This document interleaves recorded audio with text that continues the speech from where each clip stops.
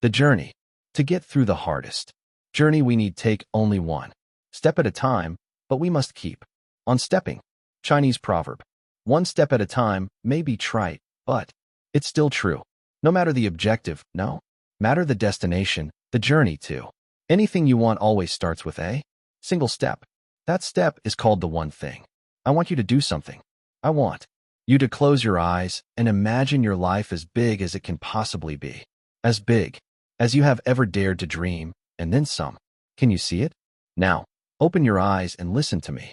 Whatever you can see, you have the capacity to move toward. And when what you go for is as vast as you can possibly envision, you'll be living the biggest life you can possibly live. Living large is that simple. Let me share a way you can do this. Write down your current income. Then, multiply it by a number. 2, 4, 10, 20. It doesn't matter. Just pick one, multiply your income by it, and write down the new number. Looking at it and ignoring whether you're frightened or excited, ask yourself, will my current actions get me to this number in the next 5 years? If they will, then keep doubling the number until they won't. If you then make your actions match your answer, you'll be living large. Now, I use personal earnings only as an example. This thinking can apply to your spiritual life, your physical conditioning, your personal relationships, your career achievement, your business success, or anything else that matters to you. When you lift the limits of your thinking, you expand the limits of your life. It's only when you can imagine a bigger life that you can ever hope to have one. The challenge is that living the largest life possible requires you not only to think big, but also to take the necessary actions to get there. Extraordinary results require you to go small. Getting your focus as small as possible simplifies your thinking and crystallizes what you must do. No matter how big you can think, when you know where you're going and work backwards to what you need to do to get there, you'll always discover it begins with going small. Years ago, I wanted an apple tree on our property. Turns out you can't buy a fully mature one. The only option I had was to buy a small one and grow it. I could think big, but I had no choice but to start small. So I did, and 5 years later we had apples. But because I thought as big as I could, guess what? You got it. I didn't just plant one. Today, we have an orchard. Your life is like this. You don't get a fully mature one. You get a small one, and the opportunity to grow it, if you want to. Think small, and your life's likely to stay small. Think big, and your life has a chance to grow big. The choice is yours. When you choose a big life, by default, you'll have to go small to get there. You must survey your choices, narrow your options, line up your priorities, and do what matters most. You must go small. You must find your one thing. There is no surefire thing, but there's always something, one thing, that out of everything matters more than anything. I'm not saying there will only be one thing, or even the same thing, forever. I'm saying that at any moment in time, there can be only one thing, and when that one thing is in line with your purpose and sits atop your priorities, it will be the most productive thing you can do to launch you toward the best you can be. Actions build on action. Habits build on habit. Success builds on success. The right domino knocks down another and another and another. So whenever you want extraordinary results, look for the levered action that will start a domino run for you. Big lives ride the powerful wave of chain reactions and are built sequentially, which means when you're aiming for success, you can't just skip to the end. Extraordinary doesn't work like that. The knowledge and momentum that build as you live the one thing each day, each week, each month, and each year are what give you the ability to build an extraordinary life. Only those who will risk going too far can possibly find out how far one can go. T.S. Eliot. But this doesn't just happen. You have to make it happen. One evening, an elder Cherokee told his grandson about a battle that goes on inside all people. He said, "My son, the battle is between two wolves inside us. One is fear. It carries anxiety, concern, uncertainty, hesitancy, indecision, and inaction. The other is faith. It brings calm, conviction, confidence, enthusiasm, decisiveness, excitement, and action." The grandson thought about it for a moment and then meekly asked his grandfather, "Which wolf wins?" The old Cherokee replied, "The one you feed." Your journey toward extraordinary results will be built above all else on faith. It's only when you have faith in your purpose and priorities that you'll seek out your one thing. And once certain you know it, you'll have the personal power necessary to push you through any hesitancy to do it. Faith ultimately leads to action, and when we take action, we avoid the very thing that could undermine or undo everything we've worked for, regret. Advice from a friend. As satisfying as succeeding is, as fulfilling as journeying feels, there is actually an even better reason to get up every day and take action on your one thing. On your way to living a life worth living, doing your best to succeed at what matters most to you not only rewards you with success and happiness, but with something even more precious. No regrets. 20 years from now you will be more disappointed by the things that you didn't do than by the ones you did do. So throw off the bolins. Sail away from the safe harbor. Catch the trade. Winds in your sails. Explore. Dream. Discover. Mark Twain. If you could go back in time and talk to the 18-year young you, or leap forward and visit with the 80-year-old you, who would you want to take advice from? It's an interesting proposition. For me, it would be my older self. The view from the stern comes with the wisdom gathered from a longer and wider lens. So what would an older, wiser you say? Go live your life. Live it fully, without fear. Live with purpose. Give it your all, and never give up. Effort is important, for without it you will never succeed at your highest level. Achievement is important, for without it you will never experience your true potential. Pursuing purpose is important, for unless you do, you may never find lasting happiness. Step out on faith that these things are true. Go live a life worth living where, in the end, you'll be able to say, I'm glad I did, not I wish I had. Why do I think this?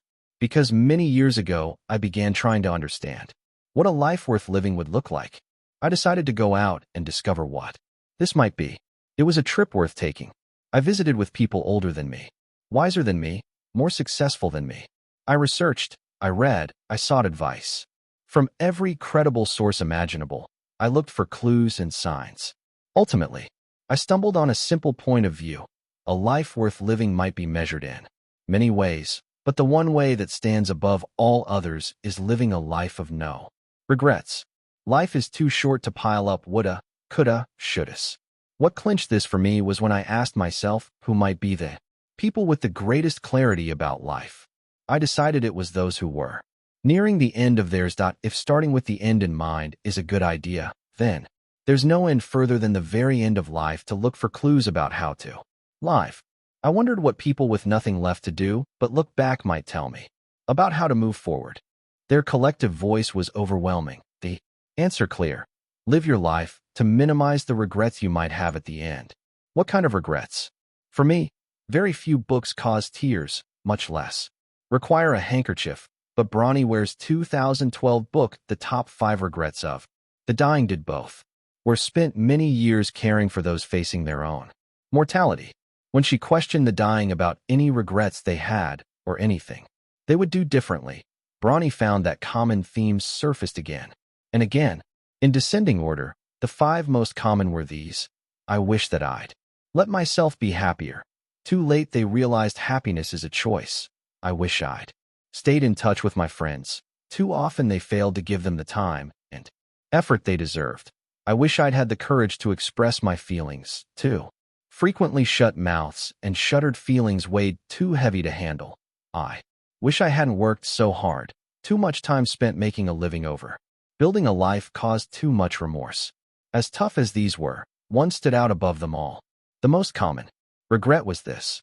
I wish I'd had the courage to live a life true to myself, not the life others expected of me. Half-filled dreams and unfulfilled hopes. This was the number one regret expressed by the dying. As were put it, most people had not honored even a half of their dreams and had to die knowing that it was due to choices they had made or not made. Bronnie Ware's observations aren't hers alone.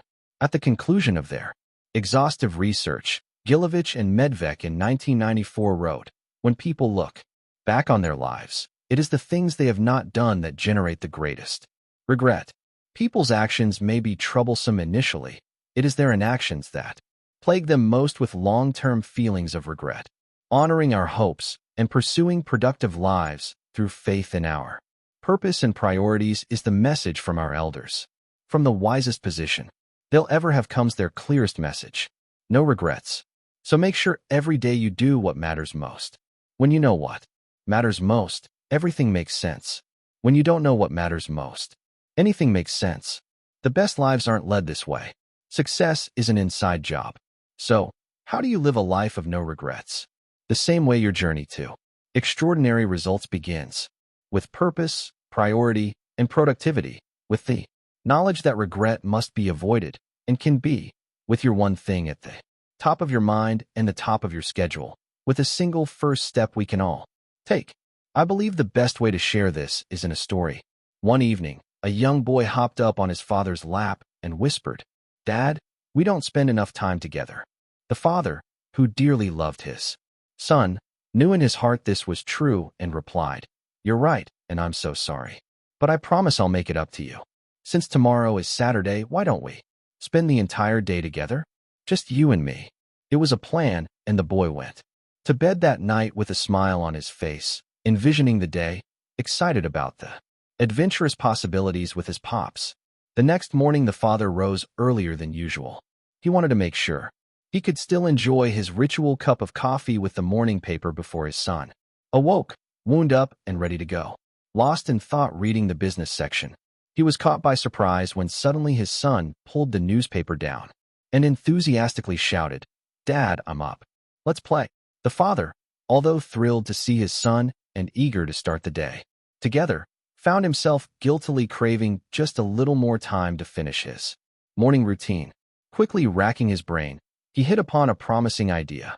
He grabbed his son, gave him a huge hug, and announced that their first game would be to put a puzzle together, and when that was done, we'll head outside to play for the rest of the day. Earlier in his reading, he had seen a full-page ad with a picture of the world.